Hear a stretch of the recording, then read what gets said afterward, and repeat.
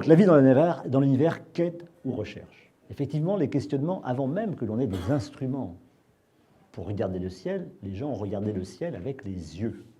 Bien entendu, ils ont fait de nombreuses interprétations, ils ont vu des choses bizarres, ils ont essayé de dessiner des constellations, ils ont vu qu'il y a des choses qui n'étaient pas normales, ils ont appelé ça des planètes, etc. Et donc, on a commencé à s'interroger là-dessus. Il y en a qui l'ont payé de leur vie, comme Giordano Bruno, qui a été brûlé par notre Sainte Mère l'Église à Rome, parce que justement, il disait qu'il y avait peut-être d'autres mondes avec d'autres hommes et d'autres choses sur Terre. Quoi qu'il en soit, comment, actuellement, cherche-t-on la vie dans l'univers avec des moyens scientifiques? Puisque moi, je représente une organisation publique, un organisme public, dans lequel on fait de la recherche, ou du moins on encourage les gens et on finance les gens pour qu'ils fassent de la recherche. Et donc, les méthodes de la recherche, en fait, il n'y en a pas 36 000. Et c'est vrai pour toutes les sciences.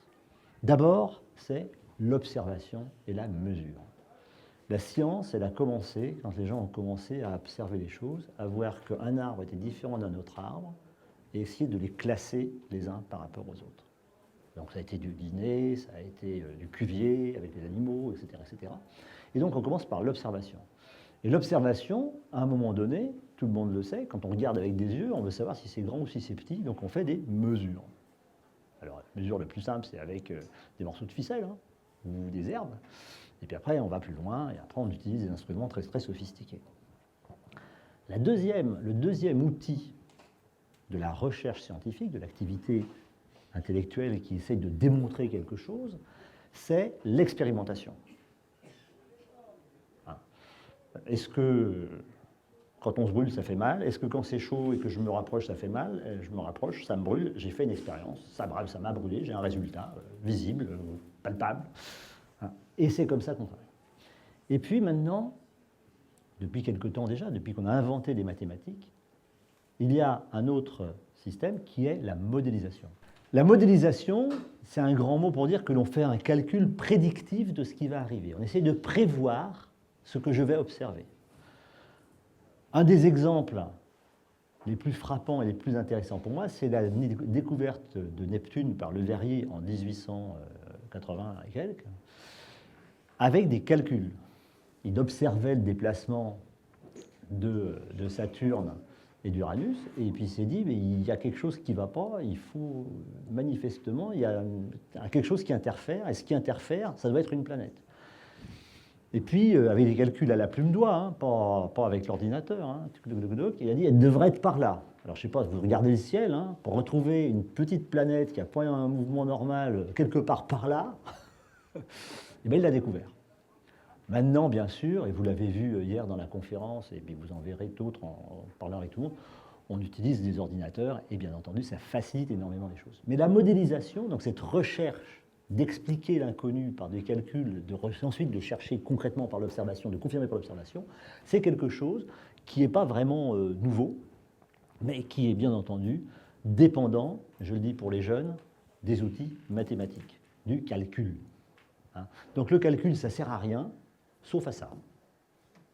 C'est-à-dire que ça sert à tout. C'est vraiment des choses importantes, alors à différents niveaux, hein, bien sûr. Mais par exemple, les gens qui ont envoyé la sonde Rosetta avec Philae sur la comète Churyumov-Gerasimenko, derrière, il y a vraiment du calcul. Vraiment du calcul. Donc c'est bien ça qu'il faut avoir en tête, c'est que le calcul, ça sert aussi à ça. Ça sert dans la vie courante, hein, pour faire ses comptes, hein, savoir si je peux acheter 3 carambars ou 2 sucettes, mais ça sert aussi à envoyer Rosetta et Philae sur la comète. Donc les instruments d'hier, eh ben, donc les instruments, après l'œil nu, on a commencé à aller un peu plus loin. Ben, il y a eu les lunettes de Galilée hein, qui regardaient comme ça, on l'a un peu embêté parce qu'il regardait aussi. Là. Et puis il y a des choses un peu plus modernes comme cette lunette, ce télescope ici. Est-ce que vous connaissez la différence entre une lunette et un télescope? C'est-à-dire que pour avoir la même focale qu'un télescope, il faudrait une lunette, ben, ils ont fait des lunettes de 20 mètres, de 30 mètres, etc. Puis après, il y a une limite, parce que mécaniquement, c'est plus stable, machin, etc. Alors qu'avec un télescope d'1 mètre, on peut à peu près avoir le même résultat. Et c'est plus facile d'usiner des miroirs, de façon précise, que des lentilles. Quand on dit qu'on va faire un miroir de 8 mètres de diamètre, comme le VLT, la lentille de 8 mètres, ça pèserait beaucoup plus lourd, etc., etc. Donc vous voyez, on est la différence entre le télescope et la lunette. On a inventé le télescope. Et puis maintenant, on a des télescopes qui ne sont pas tout à fait ceux qu'on utilisait hier. Il y en a au sol, vous les avez vus hier, hein, c'est le VLT, le Very Large Telescope. Ici, vous avez Hubble, et là, vous avez le télescope de Mars, celui qui est là-haut. Hein. Il utilise les mêmes principes, il utilise pratiquement les mêmes logiciels, parce que maintenant, on ne regarde pas avec l'œil. On ne met pas l'œil derrière l'oculaire. On fait tout avec des ordinateurs, des capteurs, ce qu'on appelle des CCD ou des choses comme ça. Donc, on est vraiment dans l'observation à l'ère électronique. Et ici, à Mars, vous êtes dans l'observation à l'ère électronique. Alors, pas forcément pendant ces journées grand public, parce que c'est pas comme ça, mais quand le club fonctionne, et c'est l'intérêt des associations, eh bien, on a l'occasion de venir voir et d'utiliser et de comprendre comment ça fonctionne, comment on fait des photographies, parce que, en fait, grâce à l'électronique et grâce à des temps de pause extrêmement longs, on peut voir, on peut révéler électroniquement des choses qu'on ne peut pas voir à l'œil nu. On ne peut pas les voir. D'accord? Mais on peut les découvrir grâce à l'électronique. Et donc, c'est une avancée énorme pour les observations et bien entendu pour la science. Maintenant, il n'y a pas que l'optique. Avec l'ère spatiale, on va explorer sur place les planètes, les astres qui nous entourent. Alors, j'ai mis ici quelques exemples. Ça, c'est une mission qui partira l'année prochaine, qui s'appelle InSight et qui emporte un instrument français qui s'appelle CEIS ici pour interroger le cœur de Mars. Donc c'est quelque chose qui va atterrir avec un sismomètre extrêmement précis. Donc c'est pour Mars l'année prochaine. Ici, vous avez Cassini-Huygens avec Huygens, la sonde européenne qui allait se poser sur Titan. Hein, donc c'était parti en 2000, et c'est arrivé en 2004. Ici, vous avez Rosetta, dont on parle en ce moment, avec sa petite verrue Philae qui atterrit sur la comète. On essaye d'entendre qu'il nous parle encore, mais ce n'est pas si facile que ça, mais on espère bien. Et puis ici, vous avez Curiosity, donc le rover, le véhicule de la NASA, qui est actuellement sur Mars, qui est en train de se promener, on en parlera tout à l'heure, et qui comporte ici un instrument à très forte contribution française, ainsi qu'à l'intérieur ici. Celui-là, il fait des tirs laser pour faire de l'analyse à distance de la minéralogie, et à l'intérieur, il y a SAM, un système pour rechercher la matière organique, et qui, alors je dis, a trouvé du méthane. Alors c'est un grand processus, méthane, c'est une petite molécule, hein, mais les vaches nous en font des tonnes, les marais aussi, mais sur Mars, c'est surprenant, et donc c'est encore en discussion, tout n'est pas réglé, mais donc on avance de ce côté-là, et donc voilà des instruments intéressants. Donc tout ça, nous l'utilisons, enfin les scientifiques, les vrais scientifiques qui travaillent dans les laboratoires, moi je ne suis pas un vrai scientifique, hein, je suis un paresseux, je fais travailler les autres, et les vrais scientifiques, ils travaillent dans les laboratoires pour faire la recherche de la vie. Alors, que cherche-t-on précisément? On cherche la possibilité d'existence de quelques réactions chimiques. Tu sais ce que c'est une réaction chimique? Tu ne sais pas ce que c'est une réaction chimique? Si. Je prends deux produits, je les rapproche, je les mets ensemble, je les chauffe, je tape dessus, je fais quelque chose, et hop, ça fait un seul produit. Ou au contraire, j'ai un produit, je plungue, je l'expose à la lumière, ça fait deux produits différents. D'accord? C'est ça la chimie. C'est ce qui se passe en nous en permanence. On a des milliards de réactions chimiques qui se produisent en nous en chaque instant. Tout ce qu'on voit, c'est des réactions chimiques. D'accord? Quand tu fais du feu, tu fais des réactions chimiques. Donc les réactions chimiques, on cherche s'il y en a qui pourraient se rapprocher de la création de la vie. On cherche ce qu'on appelle des traces des premières réactions chimiques qui auraient pu amener à la vie, qui ont fait des grosses molécules, des gros produits. C'est des tout petits, H2O, l'oxygène qu'on respire, c'est une petite molécule. L'eau, c'est un peu plus gros, on en boit. Et puis, il y a des molécules encore plus grosses. Le plastique, par exemple, la table, c'est une molécule chimique qui est encore beaucoup plus grosse. Bon, donc on cherche ce genre de molécules. Ensuite, on cherche des traces indirectes d'une vie passée. Alors, une trace indirecte d'une vie passée, c'est un téléphone portable perdu quelque part. Non, c'est pas ça. C'est, par exemple, de la craie. C'est des fossiles. Ce sont des choses qui ont pu laisser la vie sur place. La vie a disparu, il n'y a plus du tout de matière, de chair, de matière organique, il n'y a plus rien, mais il reste cette trace concrète, minérale, qui prouve qu'il y a eu de la vie à cet endroit-là. Et puis après, il y a des traces indirectes d'une vie passée ou présente. Alors par exemple, si on regardait la Terre de très loin, on verrait qu'il y a de l'oxygène. Et l'oxygène, ça s'est produit il y a 2 milliards d'années. Avant, il n'y avait pas d'oxygène sur Terre. Il n'y avait pas d'oxygène libre, le dioxygène, O2. Et donc c'est la vie ce sont des cyanobactéries qui ont transformé le gaz carbonique, d'autres choses, en oxygène et qui ont produit de l'oxygène. Elles étaient complètement folles parce que ça les a tuées, pour beaucoup d'entre elles. Et après, il y a eu un phénomène d'adaptation, et puis il y a des gens comme nous, comme tous les êtres vivants qu'on voit, qui sont complètement fous de vivre dans un milieu complètement oxydant. Ils passent leur temps à combattre cette oxydation. Donc, on passe notre temps à survivre. Mais on en a besoin quand même, sinon ça sera un autre mode de vie, une autre forme de vie. Et puis on a un appel téléphonique ou un message. Eh bien ça, j'en parlerai à la fin, mais ce n'est pas vraiment là une démarche scientifique. On n'est plus dans la recherche, on rentre dans la quête. Alors la vie dans le système solaire, bon, petite image assez classique que tout le monde connaît. Allez, est-ce qu'il y a quelqu'un, un petit jeune, qui connaisse le nom des planètes? La première ici. Mercure. T'as le droit de dire fort. Mercure. Ensuite, Vénus. La Terre. L'autre. Mars. On y va. La plus grosse. Jupiter. Voilà. Et après, tout un tas de petites choses diverses et variées. Il y a même une planète naine qu'on appelle Pluton et qui vient d'être survolée par une mission de la NASA qui s'appelle Messenger. On en reparlera. Si vous avez des questions sur des choses un peu plus générales, vous n'hésitez pas, vous m'attrapez quand vous me voyez quelque part, après la conférence, et puis on discute. D'accord? Donc voilà. Donc en fait, très concrètement, nous, on va aller chercher, pour l'instant, sur Mars. C'est vraiment la grande préoccupation pour aller tout ce qui concerne l'exobiologie. Regardez bien cette image.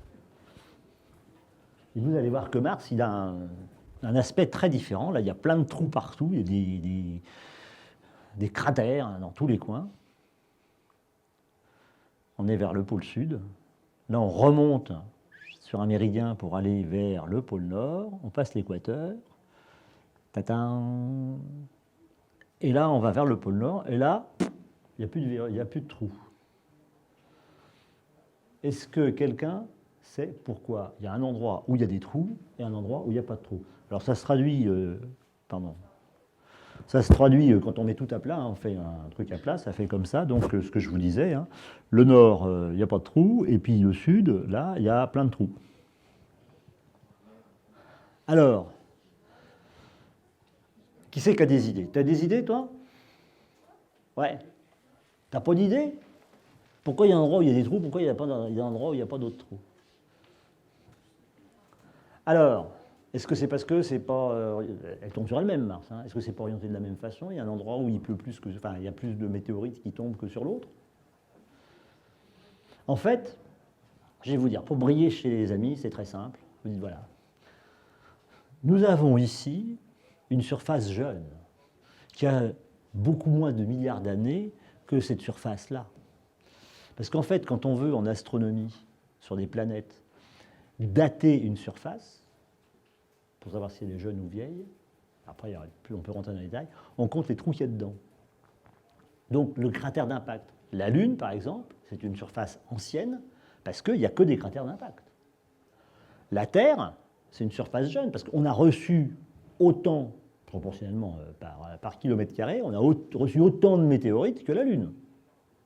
Il n'y a pas de raison qu'il y ait une différence. Il y a une qui est pleine de trous, puis nous, on n'a pas de trous. Je crois qu'on a 17 cratères de plus d'1 kilomètre sur Terre, visibles. C'est rien. Quand on regarde la Lune, alors là, au moment de prendre tous les petits télescopes que l'on veut, regarder la Lune, des cratères, il y a des trous, il y en a partout. C'est parce que, sur Terre, il y a ce qu'on appelle la tectonique des plaques, qui fait que la surface est renouvelée tous les 200 millions d'années. Et donc, voilà. Donc, en fait, quand on veut dater une surface, et pour dater les surfaces de Mars, on prend des gens, ils comptent les trous, les cratères dans les cratères dans les petits cratères qui sont les grands cratères, etc. etc. Et c'est comme ça qu'on dit, ça c'est un cratère jeune, ça c'est un cratère ancien, ça c'est fait. Alors après, après, on fait du calcul, mais on dit, voilà, il a tant de milliards d'années, celui-là il était avant celui-là, ça c'était avant qu'il y ait l'éruption volcanique puisqu'il a été recouvert en partie, etc. etc. Donc, on utilise bien l'observation, après la mesure, pour ensuite faire un modèle qui explique comment sont faits les bombardements, etc. Le travail scientifique, c'est d'abord un travail d'observation et d'intelligence pour interpréter ce que je vois. Donc voilà un peu Mars. Alors pourquoi Mars? Alors, planète tellurique. Pour les enfants, ça veut dire c'est un morceau de caillou. D'accord? Il y a deux types de planètes. Il y a les cailloux et les bulles de gaz, pour simplifier. D'accord? Donc ce qui est en cailloux, on appelle ça tellurique. Et ce qui est en gaz, on appelle ça des géantes gazeuses.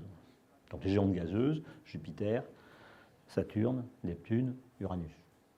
D'accord? Le reste, c'est du caillou. Et Pluton, c'est peut-être un peu de caillou et beaucoup de glace. On va considérer, comme les astronomes, que la glace, c'est du caillou.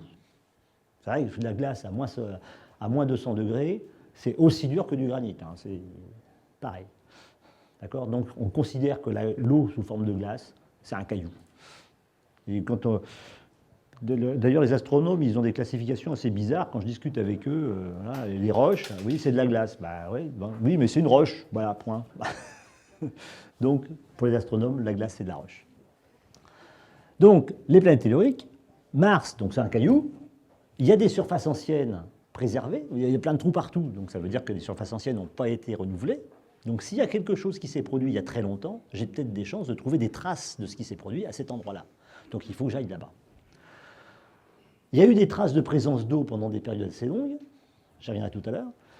Il y a une atmosphère, alors c'est une petite atmosphère, c'est que du gaz carbonique. La pression totale, elle est à peu près 1/100 de l'atmosphère terrestre, de 13 millibars, et c'est essentiellement du gaz carbonique avec très peu d'azote, très peu de vapeur d'eau, très peu de vapeur d'eau. En plus de ça, c'est froid, et la plupart de l'eau qu'il y a sur Mars, il y en a très peu, elle est concentrée sous forme de glace au pôle.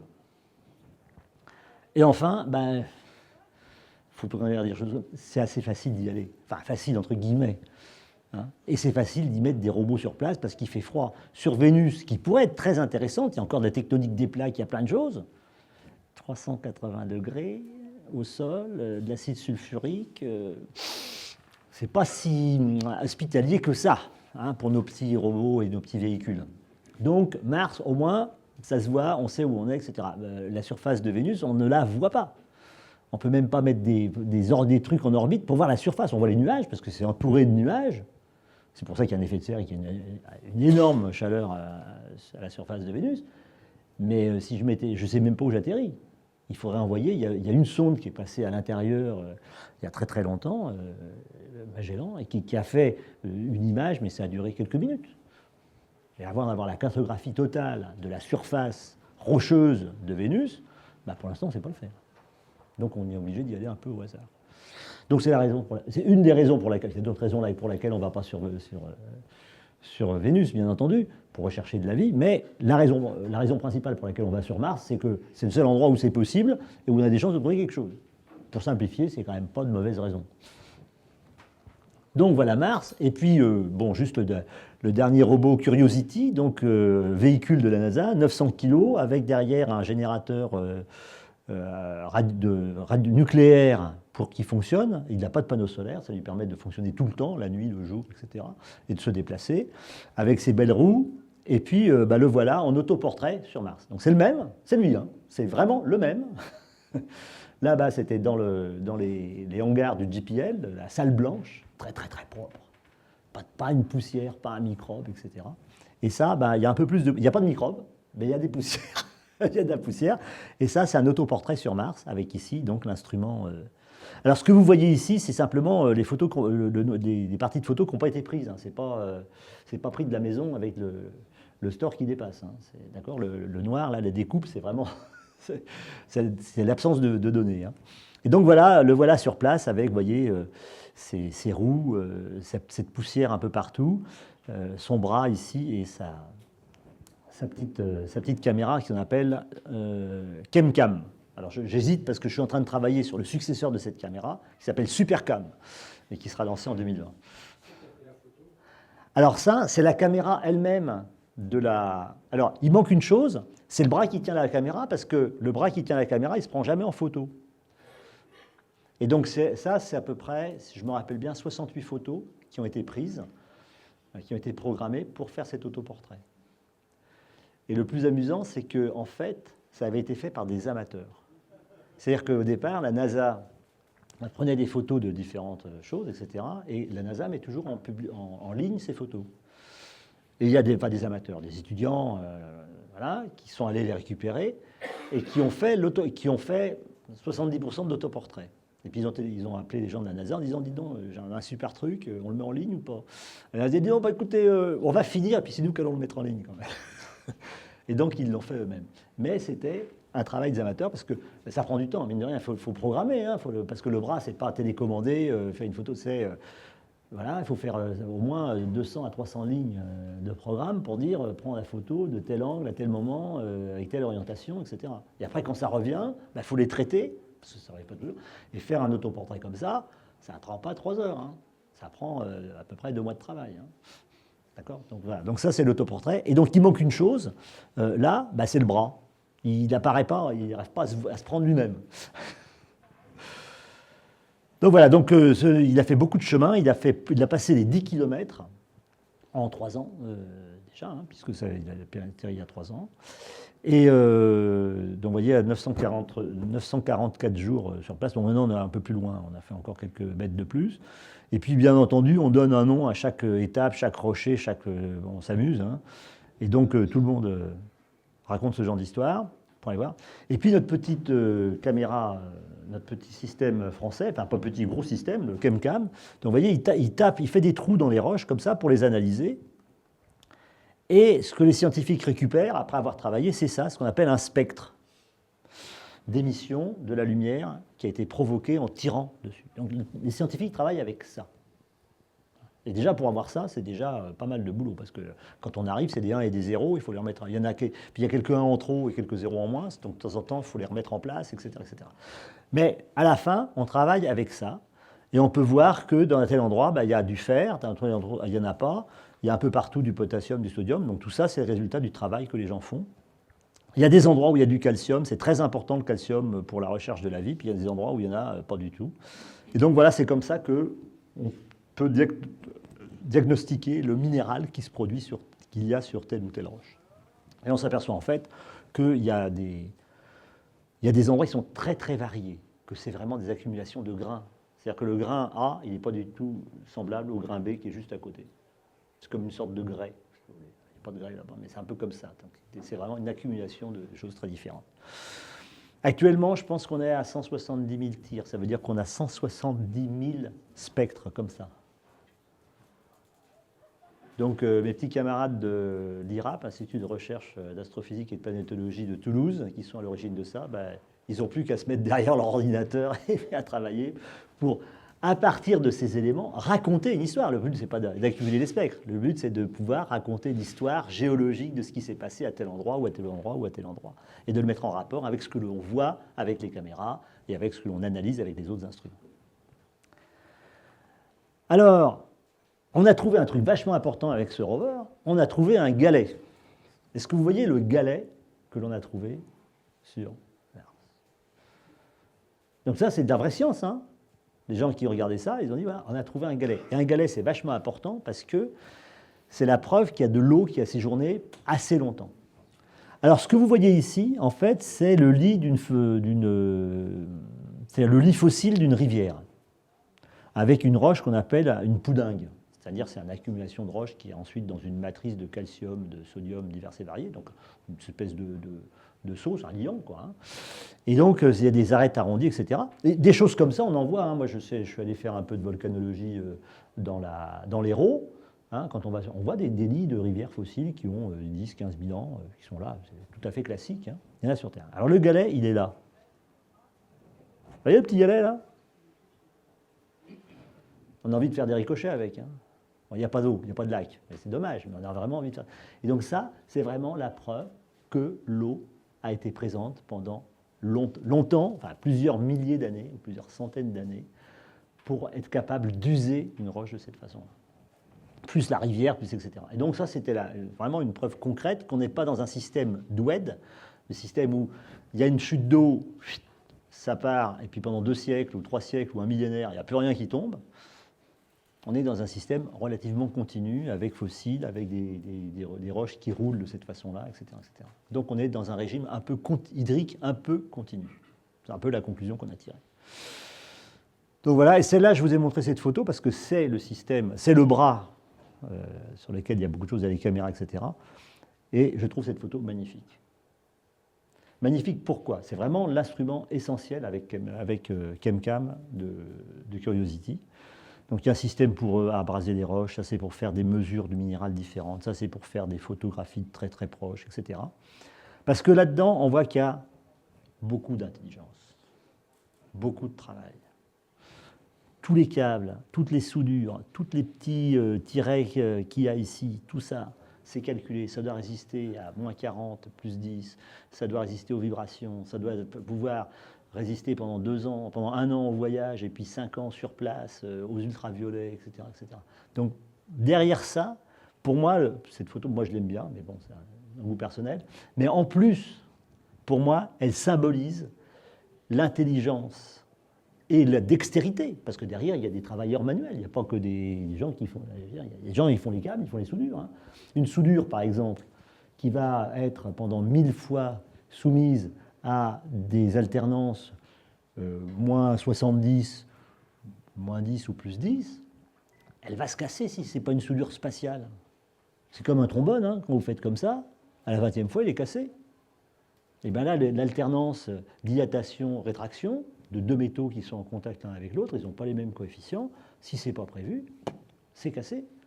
Et quand c'est cassé, il n'y a plus de conduction électrique. S'il n'y a plus de conduction électrique, il n'y a plus d'opération. Donc, le moindre détail, c'est pour ça que ça coûte si cher. La mission, elle a coûté 2,4 milliards de dollars. La fusée n'a coûté que 200 millions de dollars. Le reste, ce n'est que de l'intelligence et de la dextérité. De temps en temps, on a tendance, nous, scientifiques, à oublier un peu la dextérité. Mais à la fin, il y a des gens qui font de l'usinage, hein, du vrai, au quart de micron. Hein. Donc, pour moi, cette photo, elle symbolise bien, justement, cette cohésion qu'il y a dans l'activité humaine d'exploration entre le visionnaire, celui qui voit, le scientifique, celui qui prescrit, et l'opérateur, celui qui fait et qui fabrique. Et dans ces 3 maillons qui sont aussi importants les uns que les autres. Donc le voilà au travail, notre bras. Donc on ne le voit jamais dans la photo, dans le selfie, on ne le voit pas, hein, il n'arrive pas à se prendre en photo. Ça, c'est une autre caméra de navigation qu'il a prise. Alors, bon, il y a d'autres régions à explorer sur Mars. Curiosity n'a pas fini de raconter ses histoires. Il y a un projet européen, notamment avec les Russes, qui s'appelle ExoMars, sur lequel je travaille, donc ça, je peux en parler. Donc c'est une mission, il y a une première mission en 2016, donc écoutez bien, normalement à partir du 7 janvier 2016, le 7 janvier 2016, on doit lancer en Russie, avec une fusée Proton, un satellite qui s'appelle TGO, Trace Gas Orbiter, vers Mars. Alors ça sera entre le 7 et le 27 mars. Entre le 7 et le 27 janvier, parce qu'après la fenêtre ça se ferme, on ne peut plus rattraper Mars, il faut trouver une autre orbite. Et il y a un deuxième créneau qui se fera en mars, et qui est, si je me rappelle bien, du 3 au 23 mars, mais les dates ne sont pas encore très précises. Voilà, donc c'est une mission en 2016 qui a pour but d'analyser l'atmosphère de Mars et de rechercher le méthane. Est-ce qu'il y en a vraiment? Est-ce qu'il y en a beaucoup? D'où il vient? Est-ce qu'il est réparti partout? Etc., etc. Et puis bien d'autres choses, bien entendu, bien d'autres sciences. Mais disons que le thème essentiel, c'est le méthane.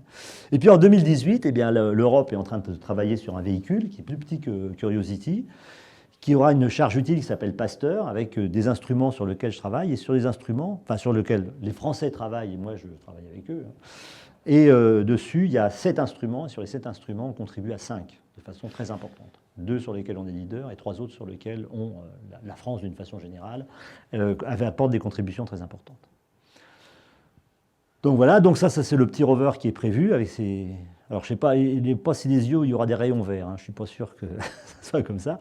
Et surtout, il a une foreuse pour être capable d'aller fourrer jusqu'à 2 mètres de profondeur. Parce que, alors ça ne sert à rien à 2 mètres de profondeur. Hein. Ben, déjà, creuser un trou de 2 mètres de profondeur sur Terre, hein, mine de rien, même à la baramine, hein, c'est quand même du travail. Donc on veut le faire sur Mars de façon automatique. Parce qu'on pense qu'en surface, tous les produits chimiques qui auraient pu être fabriqués là ont été dégradés par les ultraviolets et par un phénomène d'oxydation, parce que les ultraviolets, en tapant sur le CO2 qui se produit, fait en fait de l'eau oxygénée.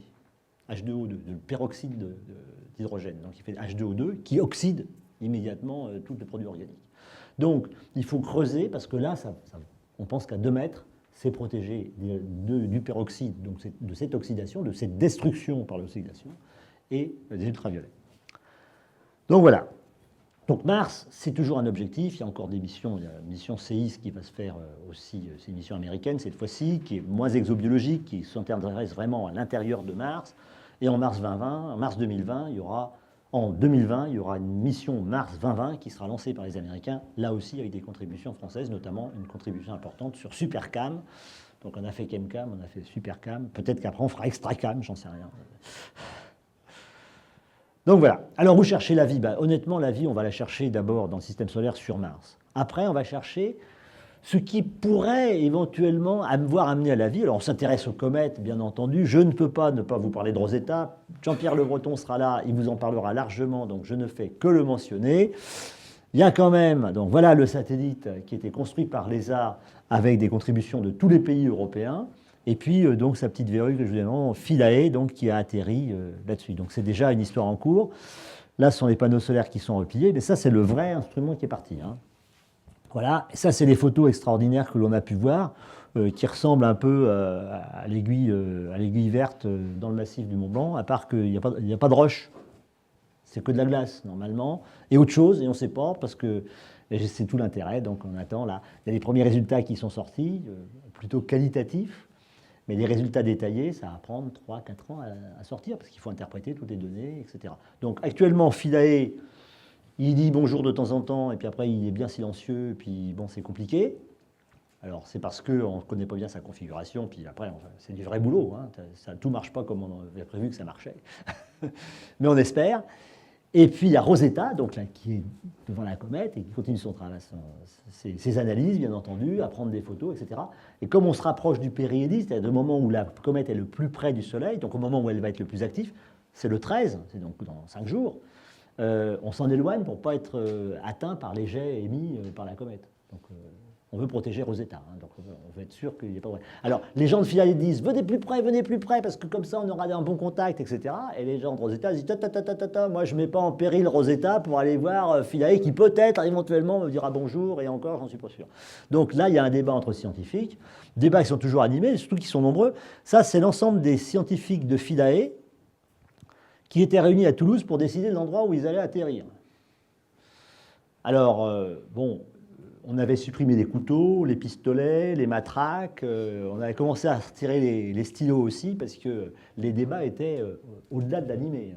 C'est là, non, c'est là. Mais là, mon instrument ne pourra rien faire. Mais si, il pourra. Mais non, alors, oui, mais il y a un autre endroit. Mais non, ça ne m'intéresse pas, c'est pas bien. Bon.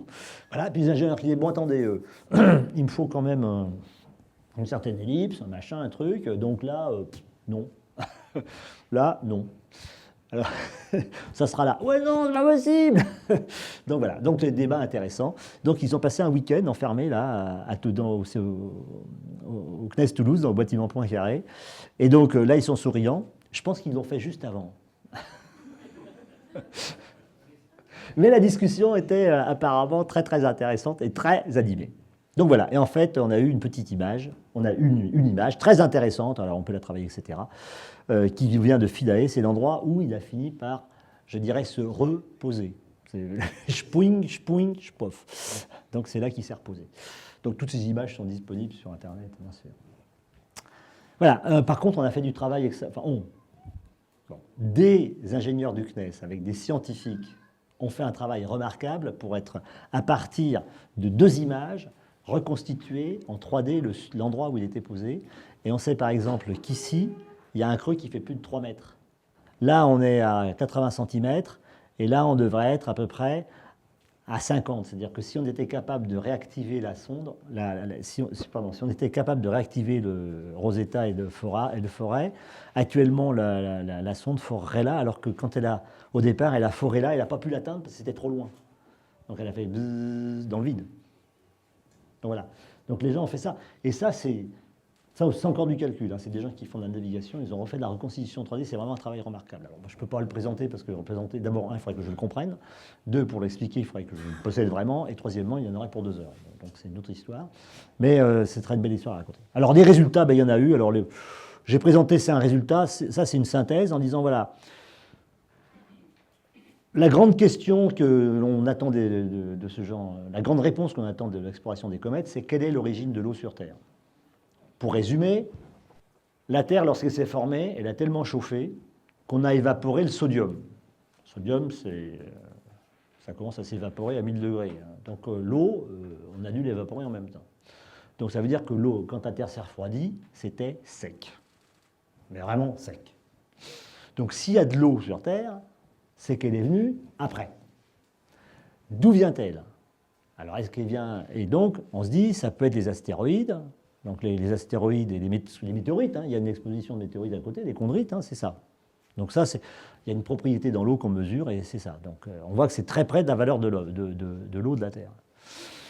Tout ce qui vient, ce qu'on appelle l'eau primordiale, hein, qui s'est faite au moment, bah ça c'est grosso modo c'est ça. L'eau du Soleil, enfin l'oxygène du Soleil, l'hydrogène du Soleil, c'est ça. Et donc voilà, tout ce qui est primordial, Jupiter, Saturne, Uranus, tout ça, c'est à peu près dans ces eaux-là. Et donc, c'est le cas de le dire.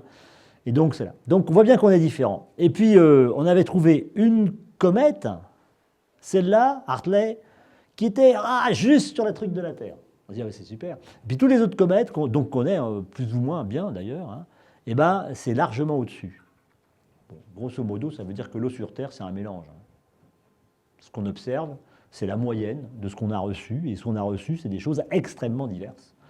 Alors, c'est intéressant de le savoir parce qu'avec l'eau, il nous arrive aussi de la matière organique, donc des produits élaborés à base de carbone et d'hydrogène, avec peut-être un petit peu d'oxygène, un petit peu d'azote, un petit peu de soufre, un petit peu de phosphore, un peu de choses comme ça, et qui font que ça fait les molécules, les composés qui sont utiles à l'apparition de la vie. Et je vais vous dire quelque chose, la Terre, c'est une planète super sèche.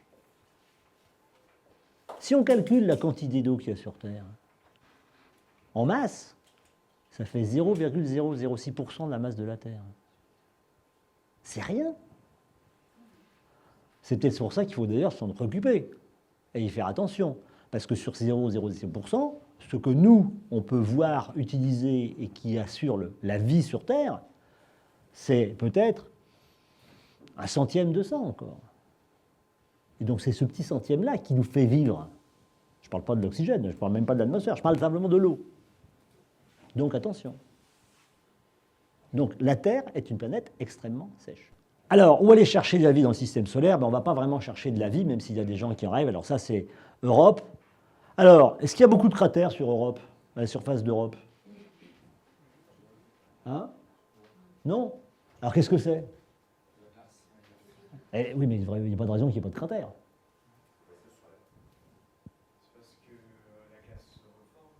Donc c'est une surface jaune. Qu'est-ce que je voulais dire à propos de Mars? Dans les dîners en ville, là, ou à la campagne, il faut dire, ouais, c'est une surface jaune, ça. Il n'y a pas de trou. Ouais, c'est comme nous, hein, il y a les rides, et puis il y a des visages poupins. Donc voilà, c'est pareil. Hein. Quand c'est jeune, il y a un petit trou de temps en temps, il y a une cicatrice, il est tombé de vélo, quoi. Bon, voilà, mais... Voilà, c'est essentiellement ça. Donc c'est une surface jeune, alors on estime qu'elle a entre 20 et 40 millions d'années. En termes géologiques, c'est jeune. Et donc il y a très peu de cratères, sur cette surface. Alors qu'autour de Jupiter, il y a d'autres satellites qui sont une vraie surface de gruyère. Hein. Il y a des trous partout. On s'aperçoit que les satellites sont dire. Quoi qu'il en soit, là-dessous, il y a théoriquement, il y a des falaises, etc., etc. Il y a un puzzle. Et on pense on a démontré qu'il y avait là-dessous un océan. Donc c'est une croûte de glace qui flotte, ou qui enrobe une surface aqueuse, et physiquement on explique comment ça peut se passer, etc. Et cette surface aqueuse, eh bien, elle est très intéressante, et on pense qu'il y a des réactions chimiques qui se produisent dedans. Il y en a même qui disent qu'on peut aller chercher quasiment nos amis les sirènes.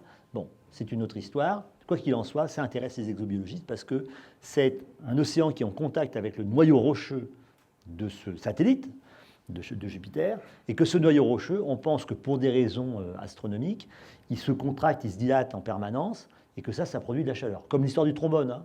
Quand vous freinez un trombone comme ça, vous avez fait ça, vous avez cassé un trombone, ça chauffe. Quand on veut casser un fil de fer, ça chauffe. Ben là, c'est pareil, c'est ce phénomène de friction interne qui provoque de la chaleur.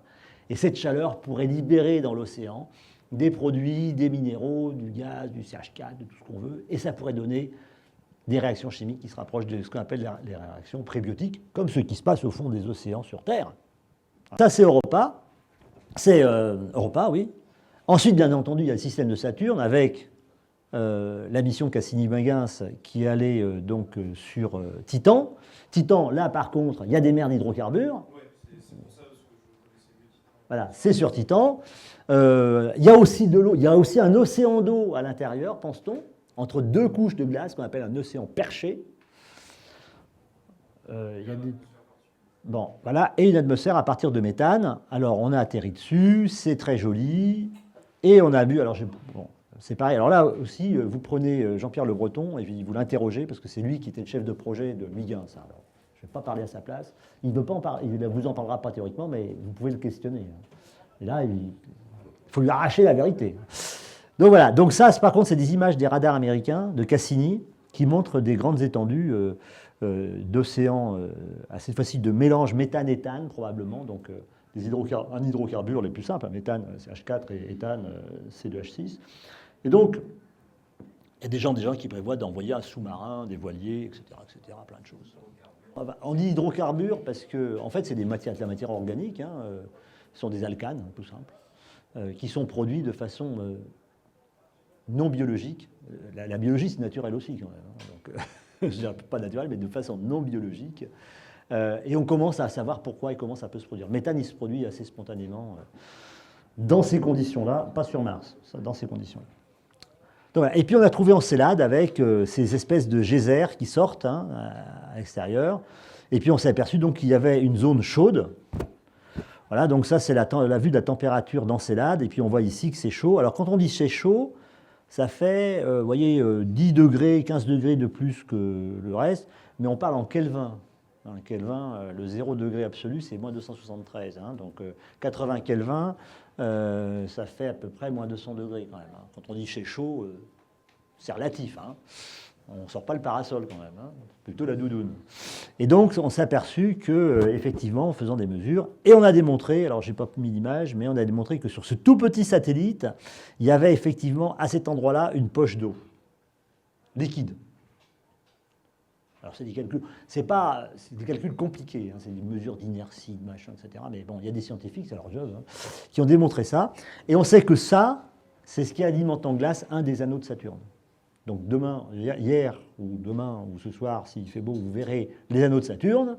Et bien il y a un des anneaux, je ne me rappelle plus lequel, il y en a 36 000, donc je ne peux pas vous dire lequel exactement, est alimenté par l'expulsion de cette vapeur d'eau d'Encelade. Alors, quand on a commencé à explorer de près le système solaire, et notamment les satellites glacés des planètes géantes, alors je ne me rappelle plus qui est le premier, si c'est Jupiter ou Saturne, mais il y en a un qui fait 60 et l'autre 58, et où maintenant ça change tout le temps. Il y a toujours des satellites, hein, 68 satellites, nous on n'en a qu'un, hein, la Lune. On s'aperçoit qu'ils sont tous différents. Il n'y en a pas deux pareils. Chacun est capable de nous raconter une histoire particulière. On ne la connaît pas, il y en a beaucoup qu'on connaît. Pourquoi est-ce qu'il est là? Comment ça se fait qu'il soit là? Comment il s'est formé? Alors on dit qu'il est capturé, mais il n'y a pas de raison de capturer dans le plan équatorial. Donc, quand ils sont dans le plan équatorial d'une planète qui tourne sur elle-même, ça veut dire que c'était au moment de la formation, ou c'était un moment très particulier, etc. Donc c'est vraiment d'énormes questions de savoir comment ces satellites se sont formés.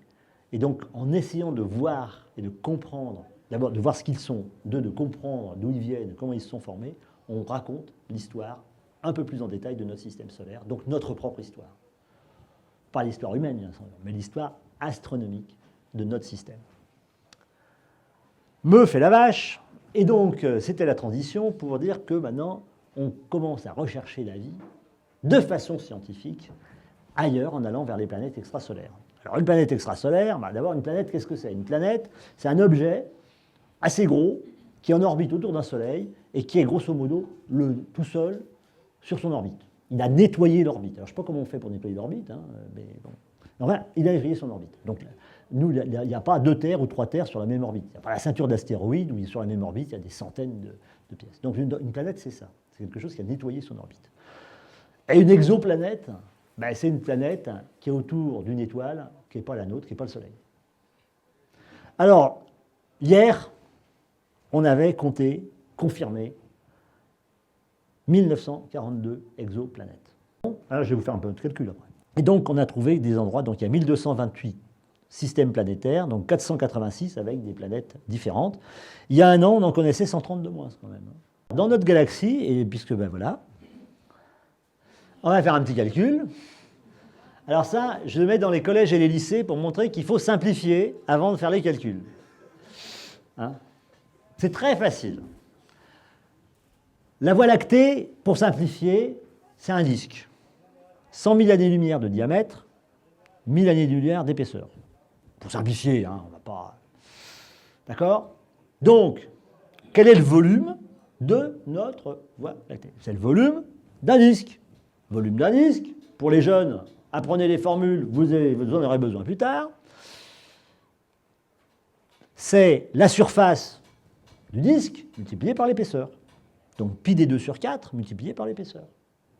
Eh bien, 100 000 années-lumière, ça fait 10 puissance 5. Au carré, ça fait 10 puissance 10. Donc ça veut dire 10 milliards d'années-lumière carrées, divisé par 4. Et l'épaisseur, ça fait 10 puissance 3, ça fait 1000 années-lumière. Donc le tout, ça me fait 10 000 milliards d'années-lumière cubes. Une année-lumière cube, c'est quand même une grosse piscine. Hein, je veux dire là. Hein, d'accord? Hein, bon. Donc ça, c'est mon volume, grosso modo, hein, de la Voie lactée. Après, le volume de la sphère. Nous, ce qu'on a exploré, j'ai résumé parce que ce n'est pas tout à fait vrai, mais c'est à peu près une sphère autour de notre système solaire, autour de la Terre, c'est pareil. Hein. À l'échelle de l'année-lumière, nous, même pas un grain de riz, d'infimes particules. Donc, le volume de la sphère qu'on a exploré, 4 tiers de pi r cube. R étant le rayon. Alors, je dis qu'on avait exploré 1000 années-lumière autour de nous, donc ça fait un rayon de E, donc ça me fait 1 milliard, hein, 10 puissance 3, ça fait 10 puissance 9, ça fait 4 tiers de pi R3, 4 tiers de pi, donc ça fait à peu près, on verra plus tard parce que je simplifie justement, ça fait à peu près 1 milliard d'années-lumière cubes. Donc là j'ai 10 000 milliards, j'ai 10 000 milliards et là j'ai 1 milliard. Donc on fait le calcul, on simplifie par pi, d'intérêt de ne pas faire les calculs tout de suite et de simplifier les fractions en les ayant posées. Quand j'étais petit, on appelait ça le calcul littéral et à la fin on appelait ça l'application numérique. Et à la fin, on arrive, on a exploré, donc 16 tiers ça fait à peu près 5, hein, pour simplifier, c'est 1 fois 3, 15, hein, 16 tiers ça fait 5, 10 millièmes de la Voie lactée. Donc on connaît, prouvé 1942 planètes dans un 10 millième de la Voie lactée. Voilà. Explorer le reste, ça va être plus dur. Donc c'était mon calcul, hein, mais c'était juste pour montrer que le calcul, c'est approximatif, bien sûr, hein, mais pour avoir des ordres de grandeur, c'est suffisant. Et c'est pas très compliqué. Hein, je veux dire, bon, il faut en avoir fait un petit peu, puis il faut continuer à en faire, parce que quand on a fait ça il y a 50 ans, on se dit, bon... hein. Donc voilà. Donc pour simplifier, la Voie lactée vue de dessus, alors vue dessinée, hein, d'accord? Parce qu'on ne peut pas la voir de dessus. Hein. Là, vous avez expliqué ici, là, le CAM, si je leur dis que c'est une vue, ils vont me tuer. Donc, dessiné de dessus, avec son bulbe ici, ses bras, le système solaire qui est là, et grosso modo, on a exploré ça, quoi. Et il y a des endroits qu'on n'explorera jamais, hein, parce qu'entre ça et ça, bah, y a un gros truc qu'on appelle le noyau, là, et alors on ne voit pas à travers. Et on ne peut pas voir de dessus, parce qu'il faut en sortir 1000 années-lumière. Donc voilà. Donc on a exploré une petite zone ici, et puis on explorera peut-être un petit peu plus, mais on ne va pas aller là, on n'arrivera jamais à avoir la résolution qu'il faut pour aller ici ou là. Hein. Donc voilà, donc on est limité dans l'exploration, même optique, de la Voie lactée et pour la recherche des exoplanètes. Alors je n'ai pas parlé des méthodes de recherche des exoplanètes, si ça vous intéresse, on en parlera. Et par contre, bien entendu, on cherche des planètes habitables. Ah! Donc il faut qu'elles soient dans la zone d'habitabilité. Donc pour simplifier, en fonction des types de soleil qui sont classés ici. Il y a des planètes diverses et variées, donc on prend la Terre. Et si on prend notre Soleil, la Terre elle est dans une zone où, pour simplifier, compte tenu de la Terre, de sa taille, de son champ magnétique, de son atmosphère, à cet endroit-là, elle reçoit assez de chaleur pour qu'il y ait de l'eau liquide à sa surface. Donc s'il y a de l'eau liquide, ça veut dire qu'il y a de l'eau gazeuse et probablement de l'eau sous forme de glace. Donc il y a les trois formes qui existent et qui cohabitent. Si je vais trop près, il fait trop chaud, et donc il n'y a plus que de l'eau sous forme de vapeur, et donc il peut pas y avoir on ne peut pas prendre de douche, donc la vie ne peut pas exister. Et si je vais trop loin, c'est que de la glace, donc c'est pareil, il n'y a pas d'eau liquide, on ne peut pas prendre de douche, donc la vie ne peut pas exister. Et donc on définit cette zone, et on dit, voilà, si je prenais la Terre et que je la mettais à côté du Soleil comme ça, ou du petit Soleil comme ça, de la naine brune ou du gros Soleil massif comme ça, ça me déterminerait une zone où il ferait les mêmes conditions qui permettraient à la vie d'exister. Alors, je résume la condition d'habitabilité, mais on en discute, parce que personne n'est d'accord sur la définition même de la zone d'habitabilité en surface. Parce que si on prend des choses comme Europa, il pourrait très bien y avoir effectivement de la vie sous-glaciaire avec d'autres principes de fonctionnement. Donc on parle de l'habitabilité en surface. Alors les Américains qui sont très forts, ils ont trouvé des systèmes. Alors il y en avait une, c'était Kepler 22, qui a trouvé donc une zone, une planète dans la zone habitable. Ils en ont trouvé une autre qui s'appelle Kepler 742b. Alors pourquoi B? Parce que normalement dans un système, A c'est le Soleil, B c'est la planète qu'on a trouvée après, C c'est la planète qu'on a trouvée si on a découvert une deuxième autour du Soleil, mais C est peut-être plus près du Soleil que B. D'accord? C'est uniquement A, B, C, D. A c'est le Soleil, donc ça on le voit, il est là. Et B, C, D, E, F, c'est l'ordre dans lequel on les a découvertes. D'accord? Donc pas l'ordre dans lequel elles sont. Et donc, si on se met dans ce système, on s'aperçoit qu'effectivement, Kepler 22b, dont on n'a jamais vu ça, ça c'est une impression d'artiste, et comme il faut mettre comme si c'était habitable, on met un peu de vert, on met un peu de bleu, puis du blanc pour faire les nuages, mais tout ça, c'est du vu de l'esprit, ça n'existe pas. La seule chose qu'on en connaisse, c'est son diamètre. Point. Et sa période autour du Soleil, bien entendu. Kepler 22, très intéressant, planète très intéressante parce qu'elle a elle est autour d'une planète, d'un Soleil qui est semblable à notre Soleil. Elle fait le tour de son Soleil en pratiquement 1 an. Donc ça veut dire qu'elle est presque à la même distance, qu'on appelle une unité astronomique, 150 millions de kilomètres, je crois qu'elle est à 170 millions de kilomètres de son étoile. Bon, on connaît donc l'orbite, donc la durée, l'orbite c'est la durée de l'année, et donc elle est dans la zone d'habitabilité. Donc les gens disent, forcément elle est habitable, donc il y a de fortes chances qu'elle soit habitée, et puis il y a sûrement des adolescents qui sont en train de jouer avec leur PlayStation dans leur chambre. Kepler regarde toujours le même, regardait, parce qu'il y a des problèmes, mais regardait toujours la même zone du ciel. Et c'est pour ça qu'il a pu faire des transits de 1 an, parce qu'il faut voir 3 transits. Pour dire que c'est une planète, il faut voir 3 transits. D'accord? Donc, 3 fois 1 an, ça fait 3 ans. Donc il faut regarder toujours dans la même direction, au même moment. Corot, lui, tous les 6 mois, il changeait de secteur. Et donc, il ne pouvait pas faire des transits plus longs que 2 mois. Donc voilà, il y a des limitations techniques qui sont liées à la façon et à l'endroit où on a mis la sonde. Kepler il est en orbite autour du Soleil en suivant la Terre. Donc il peut effectivement regarder toujours le même endroit. Alors que Corot était en orbite basse autour de la Terre. Et donc lui, il est obligé de changer parce que de temps en temps, il avait le Soleil dans la figure. Et puis les capteurs, ils n'aiment pas voir le Soleil directement dans la figure. Donc voilà. Donc on fait des belles planètes. Donc voilà à peu près l'exobiologie. Donc on cherche dans le système solaire, on cherche et on continue, on est en train d'inventer des instruments qui permettront de recueillir plus d'informations sur les planètes extrasolaires. C'est des coopérations internationales, etc. Je veux démystifier avant de terminer 3 choses. Là, je vais me faire des ennemis. La première, Mars One. Mars One, c'est des gens qui disent on va aller coloniser Mars. On va envoyer des gens, ils vont s'installer et ils arriveront à être autonomes, autosuffisants. Il n'y a pas de problème. On a sélectionné les astronautes, etc., etc. Mais si ça se concrétisait, ils auraient qu'une soixantaine de jours à vivre parce qu'ils n'ont pas suffisamment de ressources. Après, il y a plein de choses. L'article sur les 60 jours me semble un peu... c'est pas ça le problème. Mars ne sera jamais habitable. Il n'y a pas d'eau. Il n'y a pas de champ magnétique. C'est loin du Soleil. Il n'y a pas d'oxygène. Très peu d'oxygène. Et surtout, il n'y a rien. Il n'y a rien. Sur Terre, on ne fait pas vivre des hommes. On fait vivre un écosystème avec des abeilles, des vers de terre, des bactéries nitrificatrices, des arbres, des fougères, des moustiques, des tans, des mouches. S'il n'y a pas ça, il n'y a pas d'homme. Hein. Donc nous sommes dans un écosystème. Et donc on ne peut pas transposer des hommes autonomes dans un système où il n'y a pas d'écosystème. Alors on va dire on va transposer l'écosystème. D'accord. C'est une autre histoire. Hein, c'est une autre histoire. Et donc pour moi, Mars, ça fait croire qu'il y a un plan B, il n'y a pas de plan B.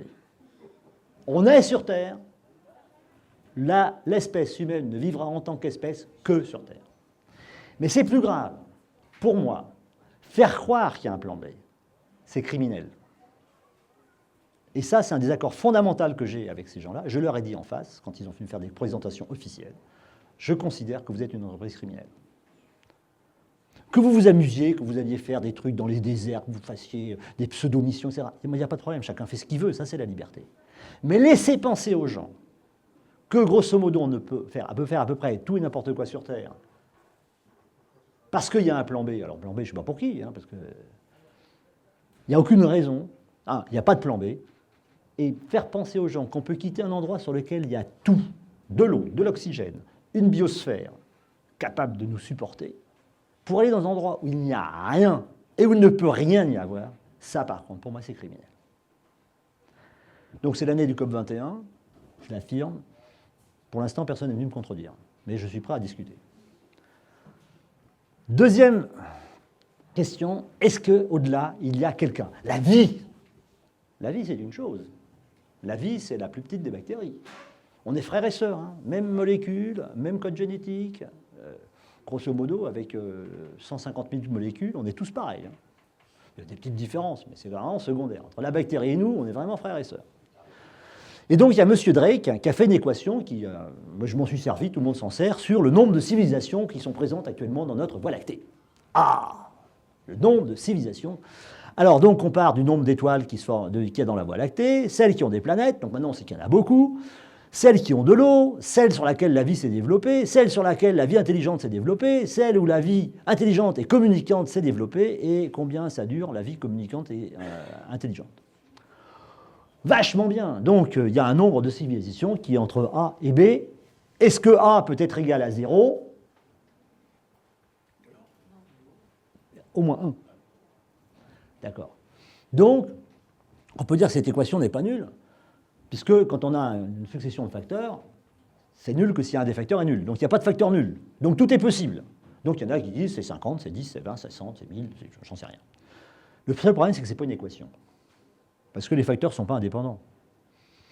S'il n'y a pas d'eau, il n'y a pas de vie, il n'y a pas de vie. S'il n'y a pas de vie, il n'y a pas de vie intelligente, si on peut définir l'intelligence. S'il n'y a pas d'intelligence, il n'y a pas de communication, etc. Donc, ce n'est pas des facteurs indépendants. Donc, ce n'est pas une équation. C'est une succession de probabilités qui sont mises les unes derrière les autres et qui disent, voilà, si on veut penser à quelque chose, voilà les éléments auxquels ils font penser. Et donc, c'est ce que je dis, hein, cette équation cherche à mettre notre ignorance en paramètre. C'est vrai parce que c'est une façon de le poser, c'est très bien. Mais ce n'est pas vraiment une équation. Et ça suppose une chose sur laquelle, en tant que vétérinaire biologiste, je ne suis pas d'accord, c'est la chose suivante. Ça, c'est la classification actuelle, à partir de la génétique et de l'observation, du vivant sur Terre. Tout ce qui est là, c'est microscopique. C'est des bactéries, pour simplifier. Archées, bactéries, tout ça, c'est pareil. Tout ce qui est là, c'est pratiquement microscopique aussi. Et ça, c'est les plantes, ici. Ça, c'est les animaux. Et ça, c'est les champignons. Et dans les animaux, il y a un point quelque part, c'est les primates. Et au milieu de ce point, ou à côté de ce point, il y a les primates hominiens. Et dans les primates hominiens, il y a Homo sapiens. Donc vous voyez que c'est vraiment un microscopique point dans cette variété, dans cette biodiversité. Et ça tombe bien parce que Hubert Reeves parle de biodiversité. Et donc, le petit point qui est là, sans l'ensemble, il n'existerait pas. Il n'existerait pas actuellement, mais il n'existerait pas parce que l'évolution n'aurait pas été celle-là. Or, l'évolution, c'est l'accumulation de mutations dans le système de transformation de l'évolution, de transmission de l'information. C'est des mutations qui sont entièrement dues au hasard. Dans notre corps, il y a des milliers de mutations qui se produisent tous les jours. Alors, de temps en temps, il y en a beaucoup, heureusement, qui ne vont pas loin. Puis, de temps en temps, il y en a une qui va un peu plus loin, ça fait un cancer. Bon, ben, quand ça ne va pas loin, ça va pas loin. Et la deuxième chose, pour qu'il y ait évolution au sens darwinien du terme, il faut qu'il y ait un système qui donne un avantage compétitif à cette mutation pour accéder à la nourriture ou pour se reproduire. Les deux vont ensemble, généralement. Alors, reproduction au sens biologique du terme, c'est-à-dire un individu ou plusieurs individus font un deuxième individu tout à fait nouveau. Et il faut ces deux facteurs. Ces deux facteurs, ils ne sont pas cosmiques.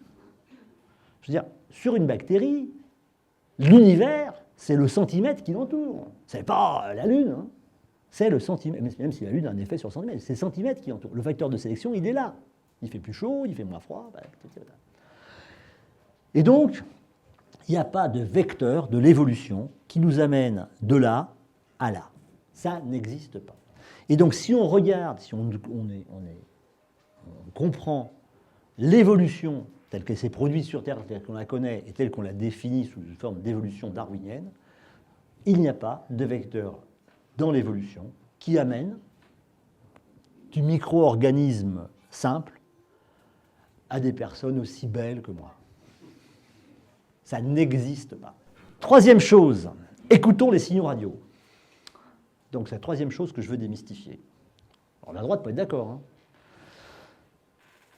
Donc, il y a quelques semaines, il y a eu une conférence, la Breakthrough Conference, avec des gens très célèbres, Stephen Hawking, Anne Druyan, qui est moins connue, mais qui est surtout la dernière femme de Carl Sagan, donc astrobiologiste de la NASA, Frank Drake, dont j'ai parlé tout à l'heure, il est ici Frank Drake, Martin Rees, Geoff Marcy et Peter Warden, avec un milliardaire russe, ici, Yuri Milner.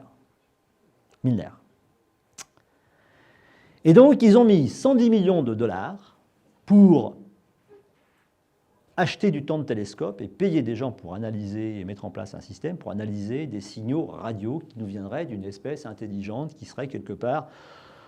Alors, dans le cosmos, c'est grand, dans la galaxie, c'est déjà pas mal, mais disons, autour de nous, quelque part dans la galaxie. Pourquoi pas? Après tout, quand les gens ont de l'argent, ils peuvent s'acheter une Mercedes, avoir des maîtresses, se promener, voyager, ils font ce qu'ils veulent, ça c'est leur droit. Et pour moi, cependant, on sort de la science. On sort de la science parce que c'est une triple loterie. La première, y a-t-il un gros lot? C'est ce que je dis. Il n'y a pas de vecteur, donc il n'y a pas de raison que ça existe. Deuxièmement, ai-je des chances de détecter quelque chose? Je vous rappelle que les ondes radio sont utilisées sur Terre depuis à peu près un siècle, pour simplifier. Les postes à galène, à ma connaissance, ils avaient quand même... C'était assez limité en puissance. Donc la puissance d'émission, ça date des radars, pour simplifier. Donc ça veut dire des années 40, donc ça fait 70 ans. Et maintenant, qu'est-ce qu'on fait? On utilise de moins en moins des grandes ondes, et des ondes qui émettent beaucoup, et on fait de la proximité avec du Wi-Fi et du Bluetooth. Donc, l'empreinte globale a tendance à diminuer. Donc disons qu'on va servir pendant 2 siècles des ondes radio à haute dose. Même s'il y en a beaucoup autour de la Terre, ça fait quand même pas, c'est pas un soleil quand même. La quantité d'énergie diffusée est infinitésimale.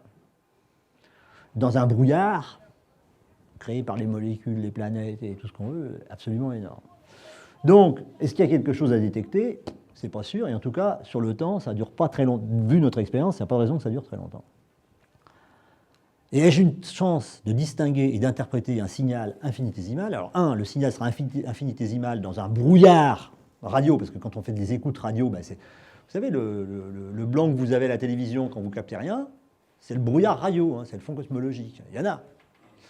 Et là-dedans, il faut interpréter quelque chose. Alors, interpréter quelque chose. Le comprendre, si jamais c'est distinctif, comme je dis, on a déjà du mal à comprendre sa femme. Alors, aller comprendre une civilisation extraterrestre, ça va être quand même assez compliqué. Dont on n'a aucun élément culturel. Rien du tout. On n'est pas capable de parler avec son chien, avec les dauphins, il y a des langages, etc. Donc, on est vraiment... Je pense que là, on est quand même très très loin des choses. Donc, on sort de la science malgré la grande qualité de cet aéropage. Stephen Hawking, personne Alors, c'est la grande aventure. Oui, bon, c'est pas la première fois que des scientifiques racontent des conneries, mais bon, ça c'est... Mais pour moi, vraiment, on sort de la science. Maintenant, c'est du rêve. Et on a le droit de rêver. Tout le monde, quand il joue au loto, ou même quand il ne joue pas, il aimerait bien avoir joué quand il y a le gros lot qui sort, mais c'est le rêve. Là, je ne sais pas s'il y a un gros lot. Donc on a le droit. Ils ont le droit de jouer, encore une fois, mais là, on sort de la recherche dont je vous ai parlé pendant 1 heure, et on rentre dans la quête. Et la quête, c'est le Graal, c'est tout ce qu'on veut, mais c'est plus de la science. Donc voilà, donc la recherche demain, parce que je veux terminer sur quelque chose de positif, qu'est-ce que c'est? Eh bien, c'est ExoMars 2016 qui est là, avec un module d'atterrissage. Ça, c'est l'antenne, et ça, c'est le module d'atterrissage, ça, c'est l'antenne, pardon. C'est Phoenix qui sera lancé en mars 2016, sur laquelle on travaille avec des instruments français. C'est le James Webb télescope dont vous avez ici, c'est pour vous donner une dimension, uniquement la protection solaire qu'il y aura autour pour le protéger. Vous voyez un peu la taille, hein, lancé par Ariane 5 en 2018 à partir de Kourou. Ça, c'est la structure en train d'être montée, hein, avec des miroirs qui se déplient. Donc là aussi, vous voyez la distance focale, hein, qu'il y a. Hein, c'est du vrai matériel. Ça, c'est du concret. On est quand même déjà à 5 ou 6 milliards de dollars, hein, essentiellement américains, avec des Canadiens, des Européens, etc. C'est mars 2018, avec son rover dont je vous ai parlé, qui descend de sa plateforme russe, qui l'a fait atterrir. Et enfin, c'est mars 2020 pour l'exobiologie, donc c'est le cousin de Curiosity, mais avec SuperCam, donc au lieu d'avoir un seul faisceau, vous voyez, il y a 3 faisceaux différents, et puis d'autres instruments intéressants. Donc voilà quel est l'avenir. Et pour moi, l'avenir, il est plus dans la recherche que dans la quête. Merci de votre attention.